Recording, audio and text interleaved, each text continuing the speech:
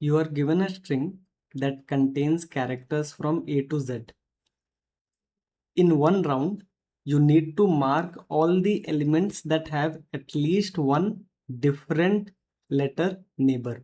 For example, the first element only has a right neighbor, and the value on this neighbor is A, which is equal to this element A, so you do not mark it. This element has a left neighbor and a right neighbor, but both of these elements is equal to the uh, value at this box, so you do not mark it. But for this element, the left neighbor is equal to this element itself, but at least the right neighbor is different from this element, so you mark this element. For this element B, you will notice that the right neighbor is same, but at least the left neighbor is different, so you mark this element as well. For this element, you see that left neighbor is also the same and right neighbor is also the same, so you do not mark this element. For this element B, only the right neighbor is different and only one different neighbor is all we need, so we mark it. Same for this C, at least one neighbor is different, we mark it. For this element C, both the neighbor are actually the same, so you cannot mark it. For this element C, left neighbor is same, but at least the right neighbor is different, so you mark this as well. For this element A, both the left neighbor as well as the right neighbor are different, so this element will definitely be marked. And this element C only has a left neighbor, so you mark it as well because C is not equal to A. So after you have marked all the elements, then you delete all the elements simultaneously. So if you delete all of them, then the resulting string would be all the unmarked element, which is A, then this B will survive and this C would survive. Now this is round 2. In round 2, you repeat this same process. You mark all the elements which have at least one different neighbor. So of course you cannot mark this A because the right neighbor is equal to A. You can mark this A because it has one neighbor on the right hand side which is different. You can mark this B because both the neighbors are different, and you can also mark this C. And then you delete all the marked elements in one go, and this is round 3. And in round 3, you only have a single element which does not have any neighbor. So depending upon what the problem statement says, you can either try to end the game over here or continue for one more round. So you have to find what is the total number of rounds that will be played after which there is no deletion possible. For example, at the end, you might get a series of A. And here you can see that you cannot actually delete any of these elements. Why? Because none of them can be marked, because for each element, their left neighbor is A and their right neighbor is also A. So this means that the answer to this game is predetermined. You don't have to come up with an optimal strategy to minimize or maximize the number of rounds, because you have to do the mark and sweep at the same time. Like you have to mark all of them and then you delete all of them. So there is no strategy involved. The problem description already gives you the one and only correct strategy. But your goal is to find out what is the number of rounds, and that is actually simple to do. Like you can just do the mark and deletion, do whatever the problem statement is asking you to do, and you can still find the answer by simulating this approach. But the problem with that is that the time complexity can become O of n square. So the challenge that we will solve in this video is, can you do it in O of n or something better? Like, can you improve upon the time complexity? I am not asking you to come up with a better strategy, because there is no better strategy. There is only one and only one given strategy that you have to follow. But can you find out the answer to that strategy faster instead of just simulating this entire strategy? Because simulate if you just simulate the entire strategy, then you can see that for these kind of strings, suppose I give you half A's followed by half B. Then if you apply your mark and delete algorithm, then in each round, you will only delete one copy of A, which is the one that ends here where B starts, and you will only delete one copy of B. So you will delete this A, and you will delete this B, and you will delete this A. So in each round, you will do O of n operations, and how many rounds there will be total? N by 2. So basically O of n square operations in total. We want to compute the answer faster. So can you come up with a come up with an algorithm or optimization to this brute force algorithm to solve it faster? So by now you must have figured out that if you have a series of identical elements, let us call this as a run, then all the internal elements of the run, they cannot be deleted in this round. Why? Because both their left neighbor as well as the right neighbor is equal to that element itself. So on the left side of it, you will also have some identical elements that will also be a run but of different color. And on the right side also you might have a run that will be of a different color. Then you can notice that only the starting and the ending elements of a run can be deleted. And why is that? Because this element differs from this element because these two are different runs, and this element differs from this element because these two are different runs of different characters. So this means that for any run you can only delete two elements in each round.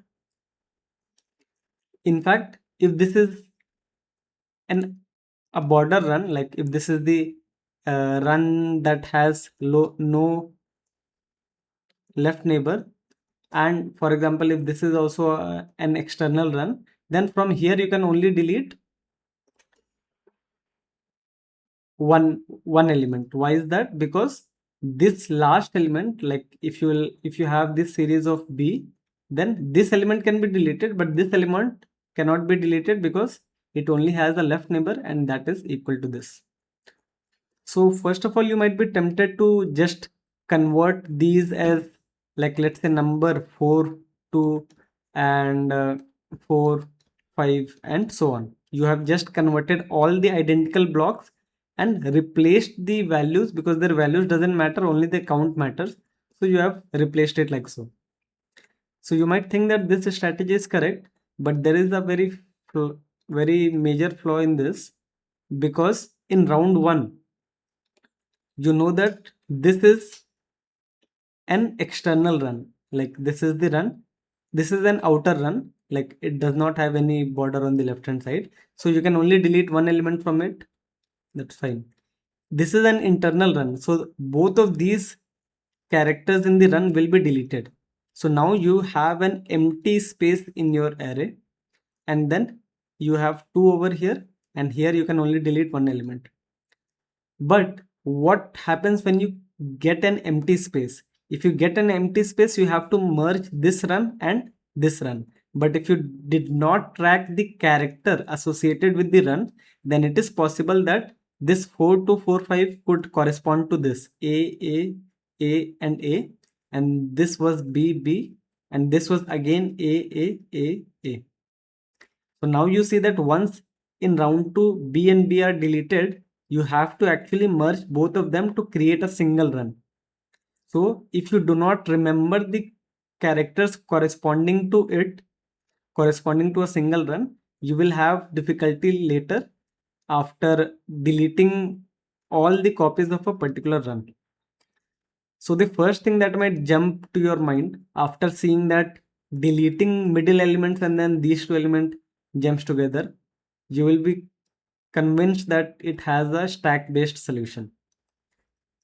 But maybe it might have, maybe it might not. But in this video, I will talk about a solution that actually does not involve stack or even any fancy data structures as such. So what we'll do is we will still maintain this run length encoding, but we also maintain which characters the runs originated from. So we'll maintain something like, we'll maintain a compressed version of the string which looks like this: 4 comma a and 2 comma b. Then we have 4 comma a. Again you might have 4 comma c, and so on. And we say that no fancy algorithm needed, just simulate your brute force in this compressed version. So in round 1 you will get to this state 3 comma a, because you can only delete one element from an external run, an outer run. This entire element will be gone because this is a run length of 2. So both of these elements will be deleted, and this is also an internal run. It will become 2 comma a, and this will become 3 comma c. Now, how do you delete an element? Assume that you are storing it in a vector. So how do you delete an element from a vector? So what I'm saying is, you can actually just create a new vector. You don't have to delete this element. You just create a new vector and you store all the results from this round. So you store this, you store this, you store this. But if you encounter a 0, you don't actually store this run anymore, right? Because this is gone forever. Then what about this? In that case, you can actually merge this with the previous one. So you can check whether this run that is remaining, which is 2 comma a, can it be merged with the last one? If yes, you simply store this representation instead. You store 5 comma a because they are now a single run, and then you store 3 comma c, and then you repeat your algorithm over here. So you see that this algorithm is correct because we are just doing the same thing as the brute force, but now in the compressed version. So now you might wonder, what is the time complexity of this algorithm? Because it looks pretty similar to the original one. So the time complexity should also be similar, because now you have to delete something, merge something, and whatnot. So how do you analyze the time complexity? So first of all, let's think about what is the maximum number of elements that you can have in this run array that you are creating.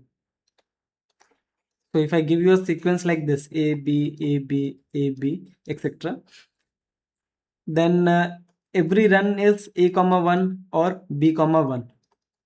So you can see that you start with, there can be O of n elements in this run array.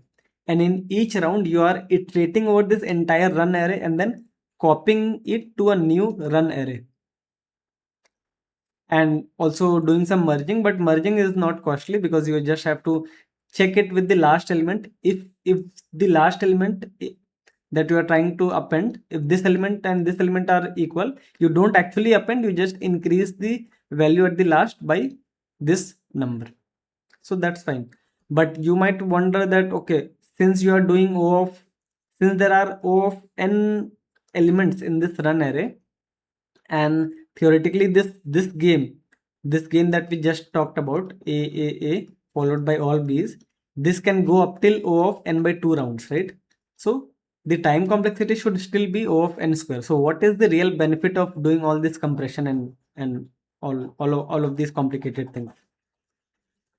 So, and that is where the goal of the video comes in, to analyze this time complexity not by just looking at the worst case analysis, but by looking at the total amount of work that we will do.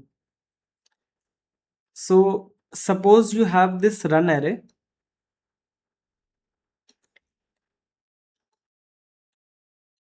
and suppose its size is r. The number of elements in the run array is r. So in one round, how much work are you doing? You are doing O of r work.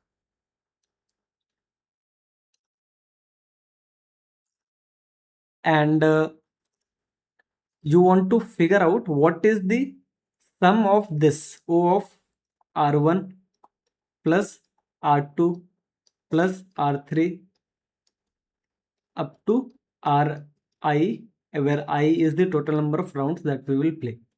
Because nowhere in the time complexity analysis does anybody say that you have to multiply something, right? You don't necessarily have to multiply something by another thing to get the time complexity. That multiplication is just a consequence. So for example, in this case, we saw that okay, you have to do O of n work in each round, and there are n rounds, so we didn't really multiply. We said that we will add n times, and that number turned out to be O of n square. So in this version, you are still interested in this R1 plus R2 plus Ri. This will be the total amount of work that you have done. But notice that in one round, if you have a total of R different runs in this array, then you will delete R different runs. You delete R elements from the array. In fact, you will delete more, not just R, you will delete approximately you will delete approximately 2 into R, right? Because for each internal ones, you will delete 2 elements, right? So if the total number of elements in the original array is n, in round 1, you will delete 2 into R, where R is the number of rounds. R is the number of elements in this run array. So right now we are not considering the corner case where this will only delete one element and the last run will only delete one element. So this means that the total amount of work that you are doing, right? This is roughly the amount of elements that you are deleting. So even if you don't believe that the total amount of deletion that you are doing is 2 into R, like let's say it's roughly R. Even if you assume the worst case analysis that it is roughly R.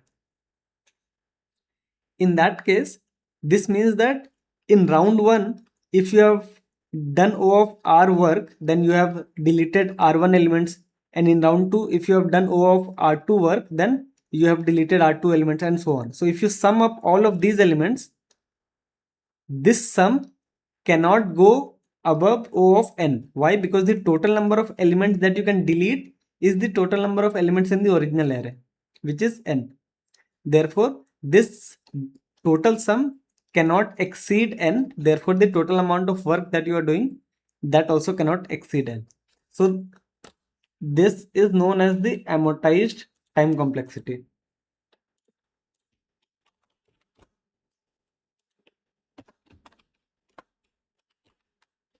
Amortized time complexity. And the basic idea behind this is, and this is most famous in stack based problem. Although we have not explicitly used a stack over here, but the idea is similar. So the basic idea behind these kind of problems is that in all of the time complexity problem, you should always look at the total amount of work done. So you should always be looking out for total work done. Total work done. You should not blindly multiply things by another number just to compute the time complexity. And you will realize that the total work done cannot be more than the total number of elements that you have deleted, because in one round you are deleting R elements where R, at least R elements where R is the number of runs, number of different runs that you have. So even though you are iterating this entire run array, you are deleting a lot of elements in each round. So therefore, in each round, you will decrease the count of the remaining elements by R, right? And you can keep on doing this decrease, and finally, you will have no element remaining. So this means that how many times combined can you do this decrease? So that can only be O of n. because you only have n elements to start with. An alternative way to think of it is that when you're computing the time complexity of any algorithm, when you're doing the so if you have, like, let's say 5 elements or 6 elements in this run array, then every time you touch an element, that element adds a cost 1 to the time complexity. You touch this element, it adds 1. You touch this element, so in this round the time complexity will increase by 6. So every time you touch one element from this box, the time complexity increases, and that is why we say that the time complexity of iterating an entire array is O of n. Why? Because every time you touch an element, the time complexity increases by 1. So the total time complexity will be O of n. So this means that to compute the time complexity, you don't have to compute anything. You can assign a cost to each element, and that cost is how many times did you touch that element. So now you can see that in each round,